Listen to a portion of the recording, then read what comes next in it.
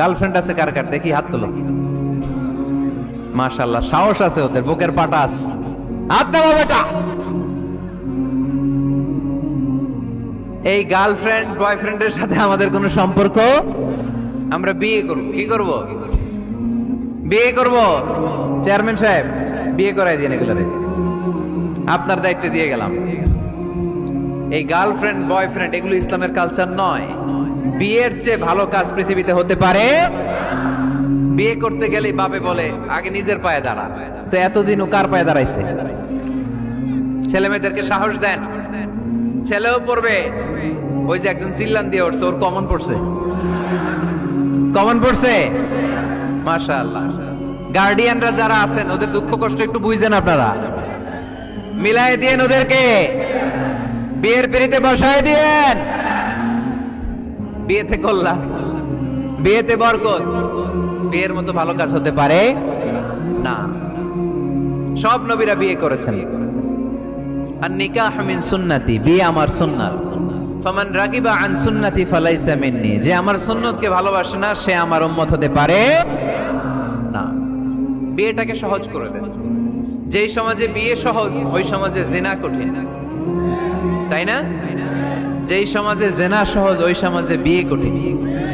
আমাদের সমাজে জিনা করা সহজ, বিয়ে করতে লাগে 10 লাখ, জিনা করতে লাগে 1000, ঠিক কি না? 10 লাখ টাকা ছাড়া বিয়ে করা যায় না। এটা লাগবে, ওইটা লাগবে, এই দাও, ওই দাও, মোহর দাও, বিশাল অঙ্কের মোহর। 10 লক্ষ টাকা ধার্য না করলে মেয়ে দিবে না, এরকম আছে না নাই? না, এগুলো আসলে ইসলামিক কালচার না। ছেলের বাবা মেয়ের বাবা উভয়কে আমি বলি বিয়েটা সহজ করে দেন, সহজ করে দেন। ছেলে পড়াশোনা করুক, সমস্যা নাই, মেয়েও পড়ুক, কিন্তু তারা পবিত্রভাবে তাদের সম্পর্ককে মেনটেন করুক, ঠিক কিনা?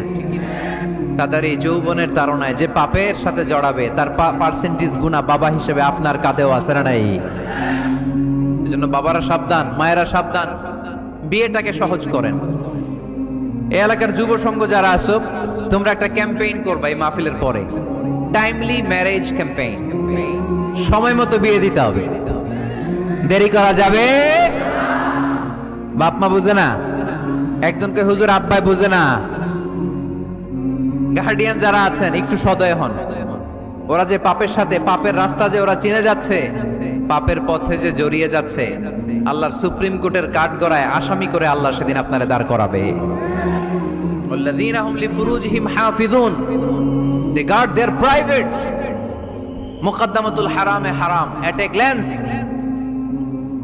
একটা নারীর দিকে চোখ পড়ে যাওয়া এটা হারাম না, কিন্তু এই চোখ পড়ার কারণে এটা জেনার দিকে নিয়ে যাবে, এজন্য এটাকেও হারাম করেছে কে? মুকদ্দামাতুল হারামে হারাম, এই নজরটা বড় খারাপ। আর নাযার সাহামুন মাসমুমুন মিন সিহামি ইবলিস, এই নজর হচ্ছে শয়তানের বিষ মাখানো তীরের মধ্যে থেকে একটা ভয়ঙ্কর তীর। এই তীর দিয়ে শয়তান যুবক আর যুবতীদেরকে কাবু করে ফেলে। আমরা শয়তানের হাতে ধরা দিতে চাই না, আমরা বিয়ের মতো পবিত্র বন্ধনে আবদ্ধ হতে চাই, ঠিক কি না?